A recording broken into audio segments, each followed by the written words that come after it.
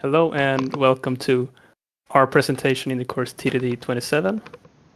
It's me and Jonathan Jonsson and my colleague Jakob Möller who has created the app WhereRU. The app is a map guessing game where you either alone or with friends try to pinpoint your location on the world map. And we have created a couple of different features, and the best way to show it is through a demo, which we will now show you. Yes, so here you can see the login screen where you can sign in with Google. I'm already signed into my account up here, so it will automatically sign me in and send me through. So just open up this and validate me like that. And then I can pick a username, so player, some random numbers. Firm does not need to be a unique name. You can see my name up here. And then you can now see the main screen where you can select any map you want to play. And you can see some information about the map, such as the name, description, and tags, as well as how many people have played the map. And you can also favorite maps. So, for example, if I like Linkan and Sweden, I can favorite those, and if I go to favorite maps, you have them here. Now it's also persistence, so if I refresh this, they will still be there. And now we can try to play, for example, Huvudstaden. You can play single player or multiplayer, but for starts we can play single player. You can also see that up here it says that we have selected Huvudstaden. Start the game. We get presented with some random location in Stockholm. Clearly we're close to the sea, so maybe we're somewhere here. Not too far off. And so for this dialogue you can see where you guessed and also where the correct location was. This red triangle or orange. And you can also see how far off you were and what score you got. You can see all your previous rounds as well as how long you took for that round. But now you can only see the one since we've only played one round. And for this view and for the whole game we use ViewX to synchronize between the different components. So we, for example, this guess marker, we want it to be in the same location on this map as the map you see in the background. We also want the scores and such to be the same. So we use that to synchronize it. And by using a plugin called ViewX Persistent, we can also reload this view and it will still give us the same information. Go to next round. And now we can try to move around. Now we've clearly gotten some location in more central part of Stockholm. I'm not sure where, but we could of course go around in Stockholm and check for signs and thus get a better position. But yeah, as you can see, we can enlarge and decrease the size of the map. You can also switch between satellite mode and normal map mode. And if you forgot where you started, that's the location that's of relevance, you can click the back button here and you will be teleported back to the original location. So yeah, now we can make some guesses then and get to the end. It's a total of 5 rounds. So this is the last round here. Press finish and you will be presented with an end screen where you can see all your guesses that you made during the course of the game. And for each round you will see your score, the distance, the time. And now since we got 17,945 here in score, we also made it to the leaderboard. So you can see we got 8th place here. And we can see our total time here. Yeah, now we can finish. We can try to play a multiplayer game. So we can enable multiplayer maybe a bit quicker, 15 seconds, and no moving. So this will be quite hard. We can lock in those settings, and then we get presented with a link, which we can copy and send to Jonathan. So we can play the same game. We can check out how that looks for him.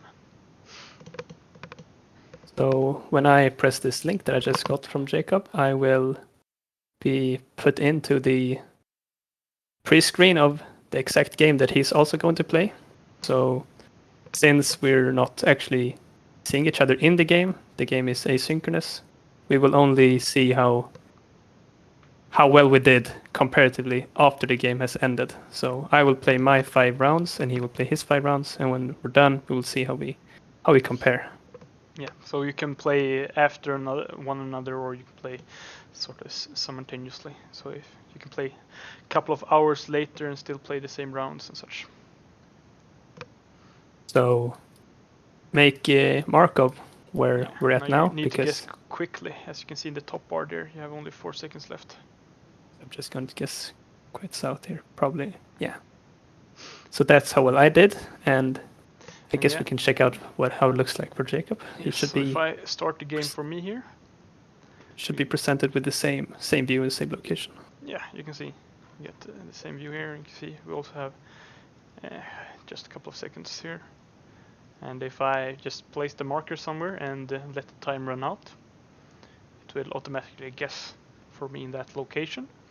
However, if I don't place a marker, it will give me 0 score and such.